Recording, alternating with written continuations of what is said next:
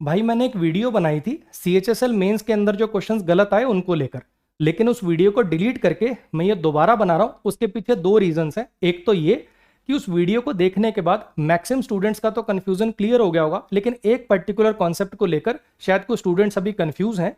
तो मैं सोच रहा हूँ कि उसको और थोड़ा डिटेल में एक्सप्लेन कर दें ताकि उनकी ये कन्फ्यूजन दूर हो जाए। और दूसरा और सबसे मेन रीजन उस वीडियो को डिलीट करने का ये है मेरे भाई, कि उस वीडियो के नीचे ना आप लोगों ने कुछ ऐसे कमेंट किए, सर हमने उन सर की वीडियो देखी थी, उन्होंने गलत पढ़ा दिया, उन्होंने ये नहीं बताया। सर हमने मैम की वीडियो देखी, उन्होंने गलत पढ़ा दिया, ये कर दिया। तो सीधी सपाट बात ये है मेरे भाई, मुझे ये सब अच्छा नहीं लगता है। ठीक है, 12 साल हो गए मुझे पढ़ाते हुए, ना मैंने आज तक किसी टीचर के साथ कोई कंट्रोवर्सी करी और ना ही मुझे इन फ्यूचर किसी के साथ कोई कंट्रोवर्सी करनी है। इसीलिए मैं अपनी क्लासेस में भी आपको बार बार बोलता हूं और इसीलिए मैंने लिखा है हम्बल रिक्वेस्ट, नो कंट्रोवर्सी। मैं बार बार बोलता हूं मेरे भाई कि मेरी वीडियोस के नीचे किसी और टीचर के लिए नेगेटिव कमेंट मत किया करो। सब टीचर बहुत अच्छा पढ़ाते हैं, अपना बेस्ट देते हैं। आपको मेरे से अच्छा लगता है मेरे से पढ़ो, किसी और से अच्छा लगता है किसी और से पढ़ो, है ना। लेकिन ये सब काम मत किया करो। इवन मैं आपको एक बात बताऊं, मुझे कैसा फील होता है जब आप मेरी वीडियो देख के किसी और टीचर के कमेंट बॉक्स में कुछ नेगेटिव लिख के आए ना, उसके लिए उससे आपने मेरी मतलब इज्जत नहीं बढ़ाई, आपने मेरी बेइज्जती कराई। ठीक है, कि देखो यार उस टीचर के ऐसे स्टूडेंट है और ऐसा बोलते हैं। मुझे इन सब में नहीं पढ़ना मेरे भाई, ठीक। और आप भी अगर मेरे को सच में अपना टीचर मानते हो तो मत करो यार, ठीक है। जिनको करने की आदत है उनको करने दो, ठीक। आओ देखो, इस क्वेश्चन के अंदर ना इस बात में तो कोई इफ एंड बट है ही नहीं कि यहां गलती तो है ही कि हैज के बाद बिकम आएगा। इसमें तो कोई इफ एंड बट है ही नहीं कि ये गलत है। एसएससी ने ये वाला आंसर दिया है। जो कंफ्यूजन है वो इस बात को लेकर है कि क्या ये डी पार्ट भी गलत है कि नहीं। जैसा मैंने अपनी पहले वाली वीडियो के अंदर बोला था मेरे भाई, कि है क्या चीज ना, अगर ये कोरियन वेब सीरीज सब कोरियन वेब सीरीज की बात हो रही है तब तो यहां पे वर्ब प्लूरल करनी पड़ेगी, इस काट के आपको आर करना पड़ेगा, पहली बात। और अगर ये किसी एक पर्टिकुलर कोरियन वेब सीरीज की बात हो रही है तो यहां पे डिटर्मिनर मिसिंग है, आपको दिस कोरियन वेब सीरीज ऐसा कुछ लिखना पड़ेगा। दूसरी बात, यहां पे ये आपको अदर भी अवॉइड करना चाहिए।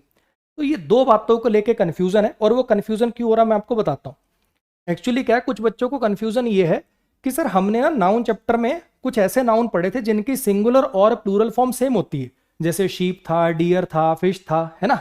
ऐसे उसके अंदर सीरीज भी था। सर सीरीज की सिंगुलर और प्लूरल फॉर्म सेम होती है, तो क्या हम इसको सिंगुलर नहीं मान सकते क्या? इसको हम एक यूनिट मान के वर्ब सिंगुलर नहीं लगा सकते क्या? आओ इस चीज को थोड़ा सा और डिटेल में समझने की कोशिश करते हैं। देखो यहां पे ना मैंने 4 सेंटेंसेस लिखे हैं। एक बार ठंडे दिमाग से, चाहे वीडियो को पॉज करके सोच लो, आप सोचो कि इनके अंदर से कौन से सेंटेंसेस ठीक हैं और कौन से गलत हैं। एक बार चेक करना। हाँ जी, अब ये वाले एग्जांपल मैंने लिए इस वजह से कि शीप भी तो ऐसा ही ना हो ना, शीप का शीप्स नहीं होता, इसकी सिंगुलर और प्लूरल फॉर्म सेम होती है। लेकिन एक बात समझना मेरे भाई, इसके साथ क्या प्लूरल वर्ब आ ही नहीं सकती? पहली बात तो ये समझना। और दूसरी बात, जब इसको आप सिंगुलर में लिखना चाहते हो, यानी आप कहना चाहते हो कि एक भेड़ घास चर रही, मतलब एक भेड़ चर रही है फील्ड में, अगर आप ये कहना चाहते हो, मैं मानता हूं कि इसकी सिंगुलर प्लूरल सेम होती है, शीप्स नहीं लिखते, लिखना शीप ही है, चाहे एक भेड़ हो चाहे 50 भेड़ हो। लेकिन अगर आप एक शीप की बात करते हो तो क्या बिना आर्टिकल के, बिना किसी डिटर्मिनर के लिख पाओगे सेंटेंस? अ शीप लिखे बिना, द शीप लिखे बिना, माई शीप लिखे बिना, दिस शीप लिखे बिना, ऐसा कुछ लिखे बिना क्या ये सेंटेंस किसी भी सिनेरियो के अंदर ठीक हो पाएगा? ये वही बात होगी जो आपने आर्टिकल चैप्टर के अंदर पढ़ा था कि दिस इज फैन नहीं लिख सकते, दिस इज अ फैन लिखना पड़ेगा, दिस इज माई फैन लिखो। कोई ना कोई डिटर्मिनर सिंगुलर काउंटेबल नाउन से पहले आपको लगाना पड़ेगा। हमें मानता हूं इसकी सिंगुलर प्लूरल की स्पेलिंग सेम है, लेकिन इसका कतई मतलब ये नहीं है कि इसका प्लूरल नहीं लिख सकते, इसके साथ प्लूरल वर्ब नहीं लगा सकते, इसके साथ आर्टिकल नहीं लगा सकते, ऐसा कुछ नहीं है मेरे भाई। तो ये सेंटेंस हो गया जी गलत। ठीक है, आपको अगर एक भेड़ कहना है, वर्ब सिंगुलर लगाई आपने और एक आपने आर्टिकल लगा दी। क्या सर माई शीप लिख सकते हैं? हाँ लिख सकते हो। दिस शीप लिख सकते, लिख सकते हो, मतलब कोई ना कोई डिटर्मिनर आपको यहाँ पे लगाना पड़ेगा। अच्छा जी, अगर बहुत सारी भेड़ें हो तो क्या इसके साथ मैनी आ सकता? बिल्कुल आ सकता है, मैनी शीप लिख सकते हो। और एक बात बताओ, जब बहुत सारी भेड़ें होंगी तब यहाँ पे वर्ब सिंगुलर लगाओगे कि प्लूरल लगाओगे? सोचो एक बार, यहाँ पे सिंगुलर लगाओगे कि प्लूरल लगाओगे? ऑब्वियस बात है ना, प्लूरल लगाओगे, एक भेड़ है तो सिंगुलर, एक से ज्यादा है तो प्लूरल। अरे शीप का शीप्स नहीं बनता मैंने मान लिया, लेकिन भेड़ तो एक से ज्यादा हो सकती है ना। प्लूरल की बात करोगे तो वर्ब प्लूरल ही लगाओगे। और कैसे पता चला सर प्लूरल प्लूरल की बात करनी है? मैनी की वजह से। तो मेरे भाई ये गलत हो गया। क्या ये दो बातें आपको समझ में आई कि अगर ऐसा नाउन है जिसकी सिंगुलर प्लूरल के अंदर स्पेलिंग सेम है, तो अगर एक की बात करनी है, स्पेलिंग ही तो सेम है लेकिन उसका सिंगुलर प्लूरल तो होता है ना। एक सीरीज, दो सीरीज, मैंने पिछले 2 महीने में 3 वेब सीरीज निपटा दी, नहीं बोल सकते क्या? 3 वेब सीरीज लिख सकते हो ना, प्लूरल होता है ना मेरे भाई, उसका 1 2 3 लगता है ना उसके साथ, मैनी लगता है ना उसके साथ। एक वेब सीरीज अगर होगी तो अ वेब सीरीज, उसके साथ आपको आर्टिकल कोई ना कोई डिटर्मिनर डालना पड़ेगा, ठीक है। और वर्ब सिंगुलर आ गई, एक से ज्यादा है तो भैया वर्ब प्लूरल आ जाएगी। यही बात मैं आपको कहना चाह रहा हूं कि अगर आप यहां पे मीनिंग ये देना चाहते हो कि सब कोरियन वेब सीरीज, सारी सीरीज मतलब कोरिया वाली, ये वाली, वो वाली, सब में तुलना करनी आप करो, कोरियन वेब सीरीज जो होती है ना, जो कोरियन वेब सीरीज होती हैं वो बेस्ट होती हैं। अगर ऐसा वाला मीनिंग देना है तो कोरियन वेब सीरीज के साथ वर्ब लगाओगे प्लूरल। लेकिन अगर किसी एक पर्टिकुलर कोरियन वेब सीरीज की बात कर रहे हो तो फिर यहां पर डिटर्मिनर होना चाहिए था, दिस कोरियन वेब सीरीज, या दा भी ज्यादा बढ़िया, दिस ही है इसके अंदर, द कोरियन वेब सीरीज। कोई पर्टिकुलर कोरियन वेब सीरीज की मान लो बात करो, 2 लोगों को पता है कौन सी कोरियन वेब सीरीज की बात हो रही, तो द से भी काम चल जाता है, लेकिन सबसे बढ़िया मान लो दिस से एग्जैक्ट मीनिंग निकल आएगा। सिंगुलर लगाना तो यहां डिटर्मिनर लगाना पड़ेगा, और वरना फिर वर्ब प्लूरल करनी पड़ेगी। ये बात क्लियर होगी। अब आते हैं अदर वाले फंडे के ऊपर। तो ये अदर वाला फंडा कुछ ऐसा है मेरे भाई, पहले समझो ये अदर लगता क्यों है। जब आप कंपैरेटिव डिग्री एडजेक्टिव का यूज करते हो तो कंपैरिजन हमेशा होता है किसी और से। क्या मैं ये कह सकता हूं कि मैं खुद से लंबा हूं, मैं खुद से मोटा हूं, मैं खुद से पतला हूं, ये कह सकता हूं? नहीं, कंपैरिजन हमेशा किसी और से होता है, हाँ कि ना। इसलिए जब आप कंपैरिजन करते हो तो ध्यान रखना कि जिसका आप कंपैरिजन कर रहे हो कहीं ऐसे ग्रुप से कंपैरिजन मत कर देना जिसका वो खुद पार्ट हो। अजय लंबा है अपनी क्लास के किसी भी लड़के से। अब अपनी क्लास के लड़कों में तो वो खुद आ जाएगा, तो क्या खुद से ही तुलना हो सकती है? नहीं, इसीलिए ये अदर लगाते हैं अपन। अगर ये सेंटेंस ऐसे लिख दें कि Ajay is taller than any boy in his class, तो ये गलत हो जाता है, एक्सक्लूड करना पड़ता है अगर आप तुलना करा रहे हो यानी कंपैरेटिव डिग्री लगा रहे हो तब। लेकिन सुपरलेटिव डिग्री अलग होती है मेरे भाई। सुपरलेटिव का मतलब होता है इस ग्रुप में से, ऐसे बात करते हैं अपन कि इनमें से सबसे टॉलेस्ट ये है, इनमें से सबसे वाइजेस्ट ये है, वो ग्रुप का पार्ट होता है, उसमें अदर लगाने की आपको जरूरत नहीं होती, समझना। इसी बात को अगर सुपरलेटिव डिग्री में कहना हो, चाहे ये कह दें, चाहे ऐसे कह दें, या ये कह दें, बात एक ही, तीनों का मीनिंग सेम है। आपने ट्रांसफॉर्मेशन टॉपिक अगर पढ़ा है तो कंपैरेटिव से जब सुपरलेटिव जाते हो तो यही चीजें लिखते हो आप। अब जरा समझना, Ajay is the tallest boy in his class, Ajay अपनी क्लास में सबसे लंबा है, आप ऐसे सीधा लिख दो तो कोई दिक्कत ही नहीं आएगी, ठीक है। लेकिन इसी बात को लिखने का ऐसे ऑफ लगा के आप सिलेक्शन लगा के भी कर सकते हो, ऐसे करके क्या लिख सकते हो आप, Ajay is the tallest, Ajay लंबा है किन में से, अपनी क्लास के सब लड़कों में से। आप ऑफ भी लगा सकते हो, अमंग भी लगा सकते हो, दोनों में से ऑफ बेहतर है। लेकिन अमंग को मैं कह दूं ये एरर है, अमंग गलत है, ऐसा नहीं। हाँ, अदर वाली बात चाहे आप ऑफ लगा लो, अमंग लगा लो मेरे भाई, कंपैरिजन इन सब में से हो रहा है भी, इन सब में से कहना है, तो अदर किसी भी सिनेरियो में यहां पर नहीं आ पाएगा, ठीक है। कंपैरेटिव के केस में एक्सक्लूड करने के लिए अदर लगाना है, सुपरलेटिव के केस में वो उसी का पार्ट होता है, इनमें से कहना होता है, ठीक है, इसलिए उसके अंदर अदर नहीं लगाते। अब सीधा ऐसे सुपरलेटिव यूज कर दो, सबसे बढ़िया, सबसे बेस्ट, सबसे कंसाइज स्ट्रक्चर। ये भी स्ट्रक्चर अलाउड है, आप ऑफ या अमंग लगा के ऐसे लिख सकते हो, लेकिन अदर यहां पे आपको नहीं लगाना है, ठीक है। आ जाओ, तो अब इस बेसिस में मैं ये कह रहा हूं कि ये जो सेंटेंस है ना, इसको कैसे ठीक कर सकते हो, क्या लिखें कि ये ठीक हो जाए। तो ये सब चीजें लिख के आप ठीक कर सकते थे। या तो आप ऐसा कर दो, अगर आप वर्ब सिंगुलर ही रखना चाहते हो तो वहां पे दिस पुट कर दो, ठीक है, this Korean web series is better than all other series. अगर आप इज भी रखना चाहते हो, अगर आप अदर भी रखना चाहते हो, तो आपको 2 चेंजेस करने पड़ेंगे। एक तो ये कि यहां पे दिस लगाओ ताकि सिंगुलर वर्ब जस्टिफाई हो, और अगर अदर ये आपको बहुत प्यारा है, इसके बिना, अदर के बिना आपका मन नहीं लगता है, तो एक काम करो, फिर कंपैरेटिव डिग्री लगा लो, is better than all other series, ऐसा कर लो, ठीक है।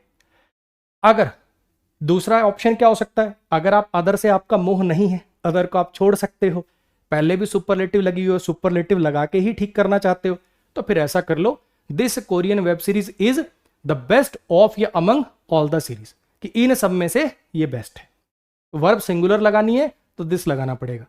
तीसरा ऑप्शन क्या हो सकता है कि अगर आप सब कोरियन वेब सीरीज की तुलना कर दो, कि जो कोरियन वेब सीरीज होती है ना भाई, वो सब बाकी सब सीरीज के कंपैरिजन में बेस्ट होती हैं। अगर ऐसे वाला मीनिंग आप देना चाहते हो तो फिर आप क्या करोगे, Korean web series are the best of या अमंग ऑल द सीरीज।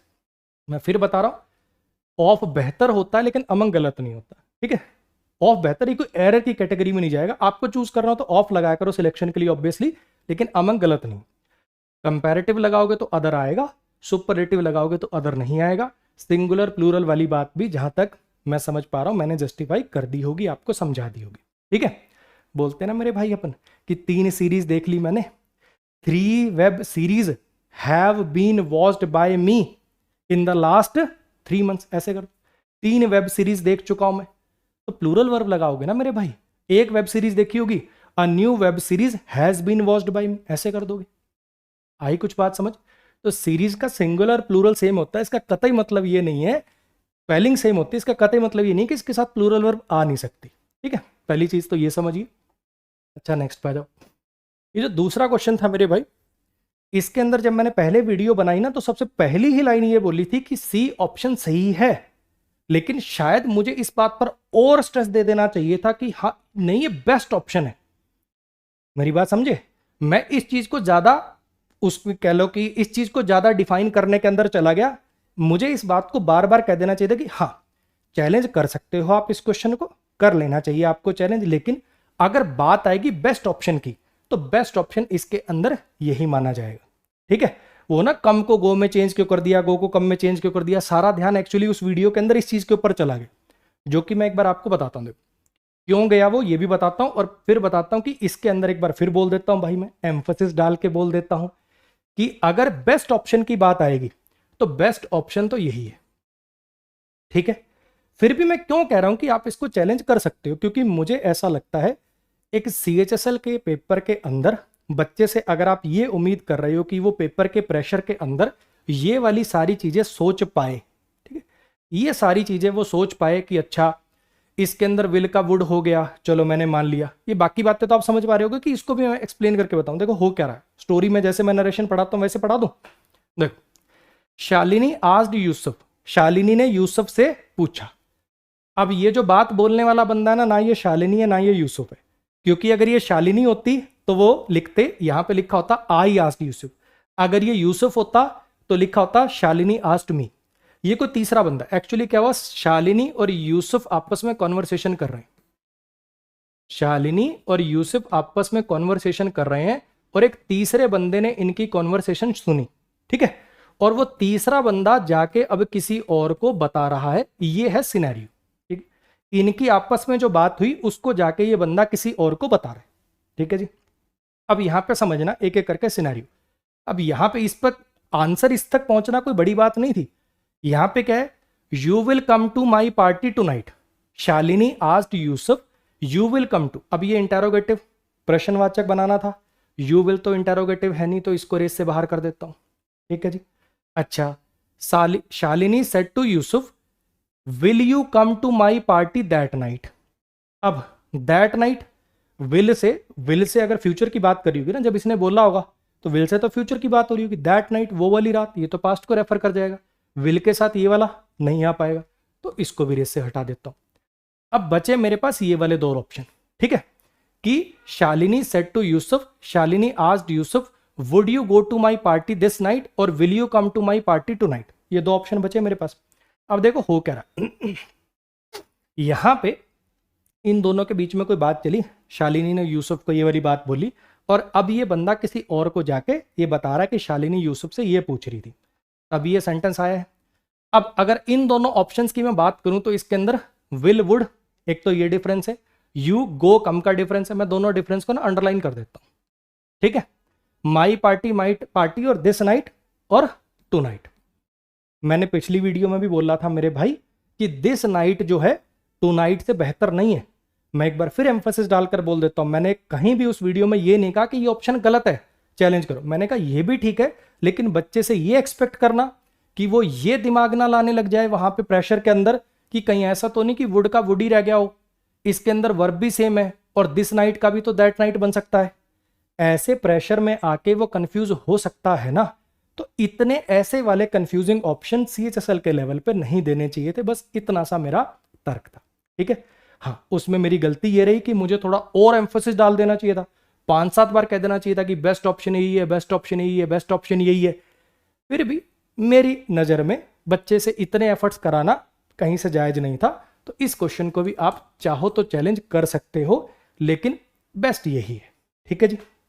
अच्छा, अब इसके अंदर चलो इस चीज को भी जस्टिफाई कर लेते हैं अपन कि कम का गो बेसिकली ये कह लो कि गो इसमें कम लिखा और इसमें गो कैसे चल सकता है, ये कैसे अलाउड है। इसको ऐसे समझो, जब इसने इससे बोला, जब इसने इसको बोला होगा तो इसने क्या बोला होगा, तू मेरी पार्टी में आएगा, तू मेरी पार्टी में आएगा। ऐसे तो नहीं बोला होगा तू मेरी पार्टी में जाएगा, अगर मेरी खुद की पार्टी है तो आएगा बोला होगा। जब इसने शालिनी ने यूसुफ को बोला होगा तब उसने क्या बोला होगा, कम ही बोला होगा। लेकिन अब ये बंदा जब जाके किसी और को बताएगा, अरे शालिनी पूछ रही थी यूसुफ से, शालिनी यूसुफ से पूछ रही थी क्या वो उसकी पार्टी में जाएगा। ये बंदा जब किसी और को जाके बताएगा तो वो बोलेगा जाएगा। इस वजह से यहां पर ये कम गो के अंदर कन्वर्ट हुआ है। मीनिंग बेस्ड बात है, कोई ग्रामर की बात नहीं थी, प्योर मीनिंग बेस्ड बात थी, ठीक है जी। अब ये है जी, ठीक है। सबने क्या किया, वाइल से शुरू नहीं होगा, कैन से शुरू नहीं होगा, इफ से शुरू नहीं होगा, एक्सेसिव वाला आ रही है, इसको पढ़ दिया, ठीक है। एक बार पढ़ना भाई साहब, इसको एक बार पढ़ना। Excessive use of social media platforms can also lead to mental health issues. मैंने मान लिया, ठीक है, सही है, RQ तक जम रहा है। While providing a platform for global connectivity if not balanced, कोई सिर पैर है या कोई सिर पैर है भाई। इसका जो सबसे बेहतरीन ऑप्शन है वो या तो ये है या फिर एक और ऑप्शन हो सकता था जो है नहीं, RPQS। ये दो ऑप्शन ठीक हो सकते थे, ये वाला तो खैर है नहीं, लेकिन अब उसको पढ़ के देखो, मैं आपको बताता हूं कहना क्या चाह रहा है। वाइल का मतलब है हालांकि या जबकि प्रोवाइड करता है, while providing a platform for, हालांकि ये कहने का मतलब कि हालांकि ये प्रोवाइड करता है ग्लोबल कनेक्टिविटी का प्लेटफॉर्म, सोशल मीडिया प्लेटफॉर्म की बात हो रही है, हालांकि ये प्रोवाइड करता है ग्लोबल कनेक्टिविटी का प्लेटफॉर्म। एक्सेसिव यूज अगर करोगे तो इससे मेंटल हेल्थ इश्यूज भी हो सकते हैं अगर बैलेंस ना करो इसको रियल वर्ल्ड इंटरेक्शन से। ये बनेगा जी आंसर। आप ये वाइल वाली बात शुरू में भी लगा सकते हो, आप ये वाइल वाली बात इसके बाद भी लगा सकते हो, आप ऐसे भी कर सकते हो। एक्सेसिव यूज जो होता है ना सोशल मीडिया प्लेटफॉर्म का, अगर एक्सेसिव यूज करोगे, हालांकि ये ग्लोबल कनेक्टिविटी का प्लेटफॉर्म तो प्रोवाइड करेगा, लेकिन इससे ये भी हो सकता है, इससे मेंटल हेल्थ इश्यूज भी हो सकते हैं अगर आप इसको बैलेंस नहीं करोगे। तो या तो RPQS बनाओ या फिर PRQS बनाओ। अब आ जाओ इस पे, ये कुछ बच्चों को हो सकता है कि थोड़ा सा मतलब कंफ्यूजन हो इसमें। बच्चे को ऐसा लगता है कि दो ऑप्शन है तो दोनों अलग ही होने चाहिए, ठीक है। ये तो समझ में आ रहा होगा, जब पहाड़ी की चोटी से स्नोई पीक से नीचे आना, तो इसमें तो ये वाला डिसेंट ही आएगा, किसी चीज से नीचे आना।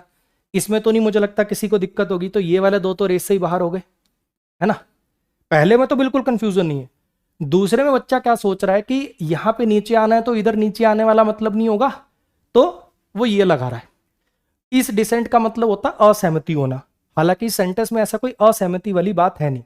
एक्चुअली यहां क्या है, ये डिसेंट के दो मतलब होते हैं, एक तो ये वाला किसी ऊंची जगह से नीचे आना, और ये आपने एक वर्ड सुना होगा डिसेंडेंट, है ना। जैसे अपन की इनके, ये हमारे पूर्वज थे या हम इन पूर्वजों से निकले तो हम उनके डिसेंडेंट है, ये वर्ड सुना कभी, तो वो यहीं से डिसेंट। अगर आप किसी से डिसेंट हो कहने का मतलब है डिसेंट फ्रॉम समबडी, कहने का मतलब आप उनके वंशज हो। तो ये कहना चाह रहा है पहाड़ी से नीचे आते वक्त बेसिकली वो सोच रहा था उसकी जो लंबी लाइन है माउंटेनियर्स की, मतलब उसके दादा परदादा वो सब माउंटेनियर ही रहे होंगे, उनके बारे में वो सोच रहा था। यहां पे ऐसा मतलब है, डिसेंट असहमति का कोई मतलब नहीं है मेरे भाई। और ये जो लिखा हो ना लॉन्ग लाइन ऑफ, लाइनेज होती है ना जैसे आपकी, इसलिए ये वाला ऑप्शन है। तो ये ऑप्शन एकदम सही। कंफ्यूजिंग आपको लग रहा होगा, लेकिन ये SSC ने आंसर सही दिया है इसका, इसमें कोई दिक्कत नहीं। आ जाओ इस पर। अब ये वाला जो सवाल है मेरे भाई वो ऐसा है, अब इसमें क्या था, इसमें दो क्लॉजेज हैं, ये भी पास्ट इंडेफिनिट में है और ये भी पास्ट इंडेफिनिट में।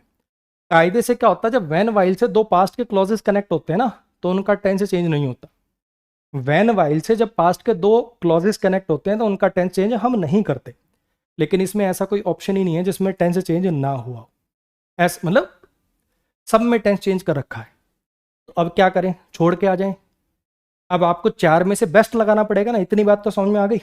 अच्छा जी, अब देखना जरा, शालिनी ने मीना को कहा है, दोनों लड़की हैं, तो यहाँ पे ही वाला ऑप्शन जो है निकाल देता हूँ। ठीक है, अब देखना जरा, asked Meena why she had not told the truth to her friend के हिज फ्रेंड। फीमेल के लिए लगाना है तो हिज फ्रेंड तो हो नहीं पाएगा। अच्छा जी, इस पे आ जाओ, had not told the truth to her friend when she had been in real trouble. कुछ और भी डिफरेंस होगा, देखो मेरा ध्यान नहीं जा रहा, इन दोनों में कोई और डिफरेंस भी मिलेगा।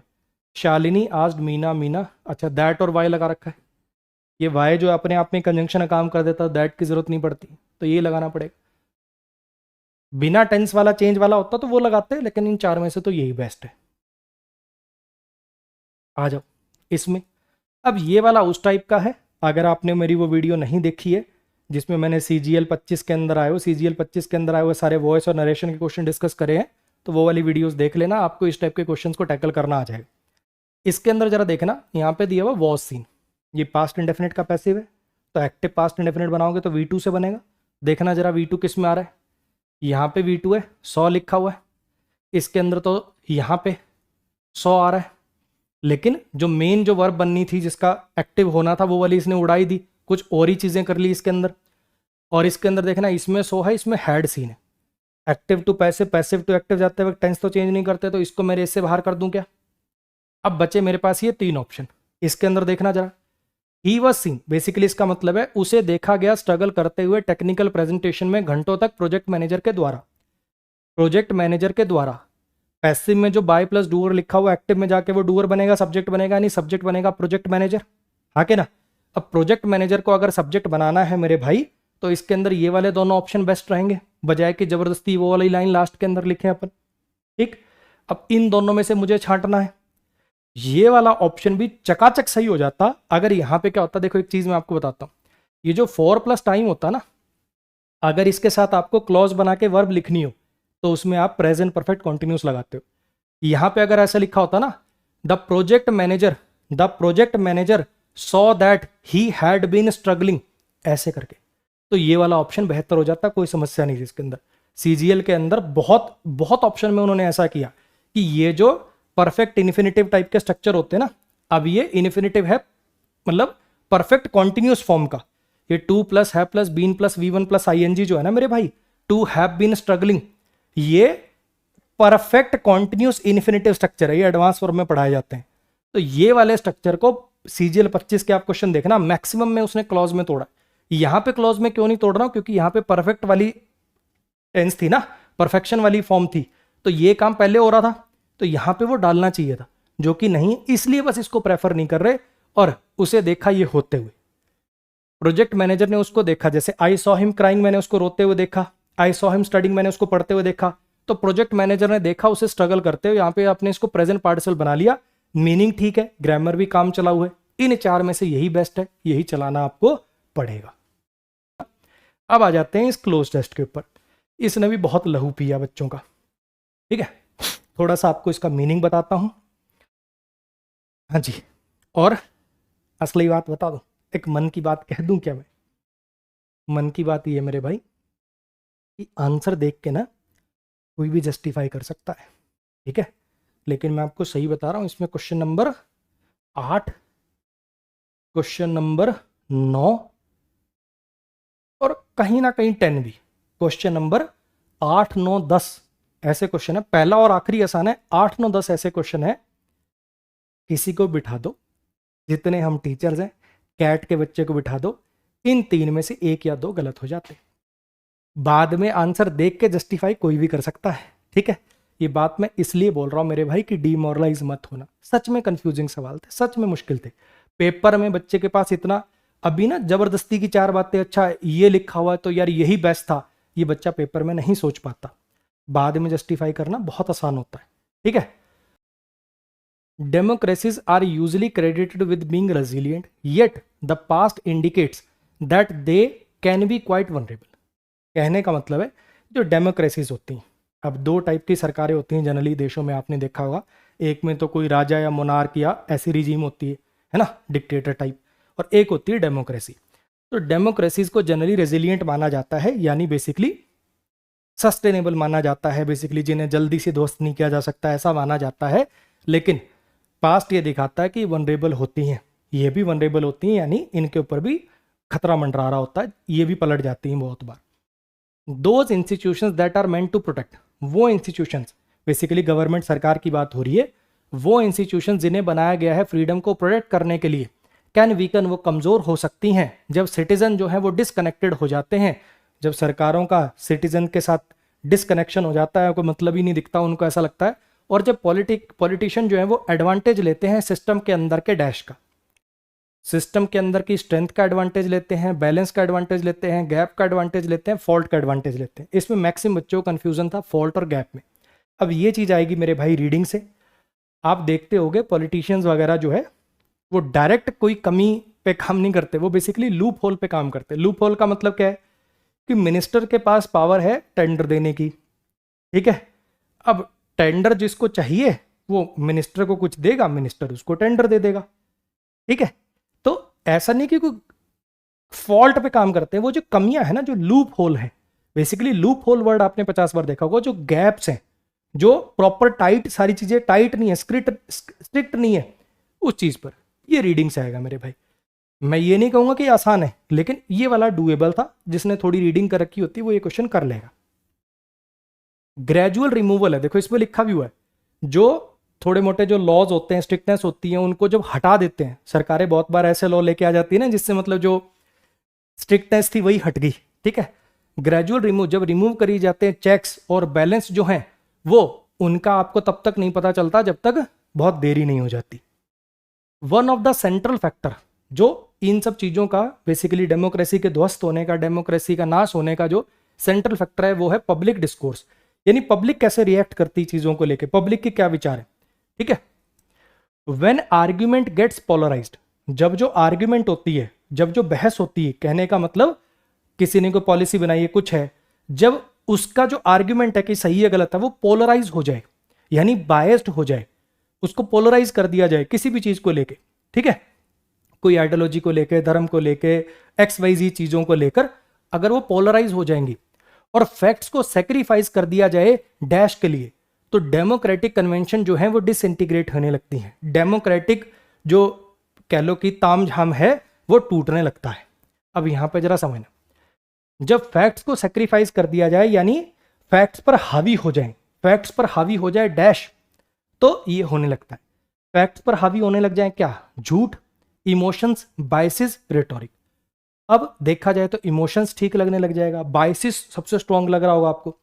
अब एक एक करके जरा समझना, यहां पे सारी बातें किसके लिए ली गई हैं, ये बेसिकली लीडर्स पर तंज हो रहा है, सरकारों पर तंज हो रहा है। तो सरकारें जो हैं बेसिकली वो पोलराइज, ये जो बायस वाली बात है ना, वो पोलराइज में हो चुकी है एक्चुअली। ये जो पोलराइज वाली बात है, मतलब बायस ऑप्शन इसलिए नहीं आ रहा क्योंकि पोलराइज में बात हो गई, और फैक्ट्स को सेक्रीफाइस कर दिया जाए डैश के लिए। रेटोरिक का मतलब होता है जब आप बहुत एम्फेटिकली कोई बात को पेश करते हो जैसे वही सच हो, चाहे असलियत में वो सच ना हो, लेकिन बहुत एम्फेटिकली, बहुत जोर शोर से आप ऐसी बात को पेश करते हो, एक सच की तरह से पेश करते हो, लेकिन चाहे वो भले ही पूर्णतः सच ना हो। जो काम बेसिकली नेता लोग जिसके लिए बदनाम होते है ना, कि बहुत भारी भरकम इमोशनल ऐसी स्पीचेस दे दी, ऐसी बातें कर दी जो फैक्चुअल नहीं थी, बस अपने हिसाब से मोड़ने के लिए। तो यहां पे उस कॉन्टेक्स्ट में अगर आप देखोगे तो सबसे बेहतर ऑप्शन है रेटोरिक। अब मैं फिर बता रहा हूं, अगर किसी को भी पेपर में बिठा दो, तुम कैट के 99 परसेंटाइलर स्टूडेंट को इसमें बिठा दो, 8, 9, 10 नंबर क्वेश्चन में से 1 या 2 क्वेश्चन उसके गलत हो जाएंगे, ठीक है। बेस्ट ये है, अब मैं ये नहीं कह सकता कि ये आंसर गलत है, आप SSC में इसको चैलेंज कर लो, सबसे बेस्ट यही है, लेकिन यहां तक, इस बेस्ट तक पहुंचना, ये सोच पाना, इन ऑप्शंस को इलिमिनेट करना, किस बेस पे एलिमिनेट करूं, वो इन्होंने, मैं बताऊं क्या किया, इन्होंने ChatGPT पे लिखा make a cloze test bracket difficulty level high, और वो चैट जीपीटी तुम्हारा चाचा वो ये कूड़ा दे देता है जब वो डिफिकल्टी लेवल हाई करते हो, उसको थोड़ी जस्टिफाई करना है, उसको जस्टिफाई थोड़ी करना है तुम्हारे आगे आके, वो तो सिनोनिम लिख देता बेटा, और सिनोनिम भी ऐसे लिख देता है जिनको काटा नहीं जा सकता। लेकिन चार में से बेस्ट यही है, वही है, छाती पत्थर रख के मान लो बस। आओ जरा, मीडिया जो है रिस्पॉन्सिबल है, मीडिया जिम्मेदार है, चाहे वॉचडॉग के रूप में, चाहे तो सरकार की नीति वॉचडॉग मतलब कुछ भी गलत होता है उसको बताए उसके रूप में, या फिर वो एक मेगाफोन बन जाता है डिसइंफॉर्मेशन का। पॉजिटिव होगा तो उसके लिए भी जिम्मेदार है मीडिया, और नेगेटिव होगा तो उसके लिए भी जिम्मेदार है। पॉजिटिव में वो ये काम कर सकता है, और नेगेटिव में वो गलत इंफॉर्मेशन फैलाने का एक बड़ा मास मीडिया बन सकता है। The advent of echo chambers, ये जो अब आगे आ गई, मतलब जो कह लो कि आगमन हुआ है इको चेम्बर्स का, उसने बड़ा आसान बना दिया इंडिविजुअल्स को डैश करना पर्सपेक्टिव को और स्ट्रेंथन करना ट्राइबलिज्म को। इको चेम्बर का मतलब क्या होता है जरा समझ। इको क्या होती है, जब आपकी ही आवाज आपको वापस सुनाई दी, तो इको चेम्बर का मतलब होता है ऐसी जगह पर जहां पर बेसिकली आप अपने ही ओपिनियन वापस सुनते हो, आप कॉन्ट्राडिक्टरी या उल्टे मतलब आपके अपोजिंग ओपिनियन नहीं सुनते, आप अपनी ही बातें बस सुनते रहते हो। ये कहने का मतलब है कि आजकल ना एक इको चेम्बर बन गया है, ये सोशल मीडिया प्लेटफॉर्म जो है एक टाइप के इको चेम्बर बन गए हैं, जहां पर आप अपनी आइडियोलॉजी ही वापस सुनते हो और जो भी आपके अपोजिट बात करे उसको नहीं सुनते। तो यहां पे का जिन ये जो इको चेम्बर्स बन गए ना आजकल, इस चीज ने आसान कर दिया है इंडिविजुअल्स के लिए शन करना डैश पर्सपेक्टिव्स को। अब जरा समझना होता क्या है ना, आप एक चीज नोटिस करना, आप सोशल मीडिया पे यूट्यूब पे आप कोई भी एक प्रकार की वीडियोस देखना शुरू कर दो, ठीक है, आप किसी पर्टिकुलर पार्टी के फेवर वाली वीडियोस देखना शुरू कर दो, आपको सारी वैसी दिखने लग जाएंगी। आप दूसरी पार्टी के फेवर वाली वीडियोस देखना शुरू कर दो, आपको सारी वैसी दिखने लग जाएंगी। आप रिलीजन पे जो क्लैशेस होते हैं वो वाली वीडियोस देखना शुरू कर दो, सारी वैसी फीड भर जाएगी तुम्हारी। जो आप देखना शुरू करोगे ना, सारा आपको लगेगा सारा संसार वैसे ही सोच रहा है, उसकी बात हो रही है मेरे भाई। तो ये जो चीजें हो गई है ना, इस वजह से लोगों के लिए आसान हो गया, इस वजह से लोगों के लिए आसान हो गया डैश कर देना, डैश करना, शन करना डैश पर्सपेक्टिव को, यानी बेसिकली नकार देना, हटा देना ऐसे पर्सपेक्टिव्स को। कैसे पर्सपेक्टिव्स को? डाइसेक्ट माने होता है काटना तोड़ना, कोई लेना देना नहीं। अच्छा, ऑल्टरनेटिव, ऑल्टरनेटिव पर्सपेक्टिव को कोई दूसरा पर्सपेक्टिव है ना, ऑप्शन में जो दूसरा पर्सपेक्टिव हो, क्रिटिकल निंदा करने वाला पर्सपेक्टिव, अपोजिंग पर्सपेक्टिव। यहां पे क्रिटिकल और अपोजिंग आपको हो सकता है क्लोज लगे, ठीक है। ऑल्टरनेटिव भी काफी बच्चों को लग सकता है, लेकिन यहां पे बात हो रही है इको चेम्बर का सारा गेम है। जो आप बात कह रहे हो वही वापस सुनाई देती है, उसको कॉन्ट्राडिक्ट करने वाली बात को शन करते हो आप। तो यहां पे जो बेस्ट ऑप्शन है वो ये, क्योंकि यहां पे इको चेम्बर की बात हो रही है। मैं ये नहीं कह रहा कि क्रिटिकल गलत है, क्रिटिकल गलत है नहीं, जो किसी पर्सन किसी इंडिविजुअल की बात हो रही है। एक पर्सन के जो विचार हैं, एक पर्सन के जो विचार हैं, इन इको चेम्बर्स की वजह से आसान हो गया उसके लिए उसके अपोजिट विचार को शन करना, क्रिटिकल विचार को शन करना। उस पर्सन के तो पर्सन से तो अपोजिट विचार होंगे ना, क्रिटिकल विचार सरकार वगैरह के लिए हो सकते हैं। अगर एक पर्टिकुलर पर्सन के विचारों की बात करोगे तो अपोजिंग यहां पर बेस्ट है। लेकिन फिर मैं एक बार कह देता हूं, कैट वाले बिठा लो इसमें, गलत कर देगा 8 9 10 में से 1 या 2 तो पक्का गलत कर देगा। आ जाओ जी नेक्स्ट पे। इकोनॉमिक इनइक्वालिटी एक और लेवल की थ्रेट है। जब सिग्निफिकेंट पोर्शन, जो पॉपुलेशन का सिग्निफिकेंट पोर्शन जो है, जब उसको ऐसा लगता है कि हम प्रोस्पेरिटी से बाहर हो गए, हमारे ऊपर ध्यान नहीं दिया जा रहा, वो कॉन्फिडेंस लूज कर देते हैं डेमोक्रेटिक प्रोसेसेस में और वो सीख करते हैं डैश ऑल्टरनेटिव्स को। अब इसके अंदर वैसे देखा जाए ग्रामेटिकली तो वॉयलेंट, रेडिकल, एक्सट्रीमिस्ट सारे ठीक हो सकते हैं, ठीक है। बेस्ट आंसर उन्होंने ये दिया है और आपको भी छाती पे पत्थर रख के यही मानना पड़ेगा। मैं बताऊं क्यों? और आप लॉजिक सुनोगे तो आप हंसोगे। लॉजिक इसके दो है, एक तो ये कि पूरा पैसेज है डेमोक्रेसी वर्सेस अदर ऑप्शन, ठीक है, कि डेमोक्रेसी के अंदर ये होता है, जब डेमोक्रेसी से लोगों का विश्वास उठता है तो वो अथॉरिटेरियन रिजीम की तरफ जाते हैं, यानी डिक्टेटर टाइप रिजीम की तरफ जाते हैं। वो सोचते हैं कि ये बंदा अगर राजा बन गया, ये बंदा लीडर बन गया तो शायद कुछ बदल देगा, ठीक। एक तो ये वाला लॉजिक। और दूसरा, अगर वॉयलेंट टिक करूं तो एक्सट्रीमिस्ट को क्यों ना करूं, अगर रेडिकल टिक करूं, ये तीनों काइंड ऑफ सिनोनिम नहीं हो गए। इसको टिक करूं तो इसको क्यों ना करूं, इसको टिक करूं तो इसको क्यों ना करूं। ऑड वन आउट यही है बस एक, ठीक है। इनमें से कोई भी एक को टिक करना ना आप बाकी को निगलेक्ट करने के पास कोई रीज़न नहीं है। इसको टिक कर लो तो हाँ वो तीनों अलग है और ये अलग है। आप थोड़ा सा ऐसे लग रहा है ना ये क्या मजाक हुआ सर, अच्छा ऑड वन आउट है तो इसको टिक करोगे। बस ये दो रीज़न है, आपको मानना पड़ेगा।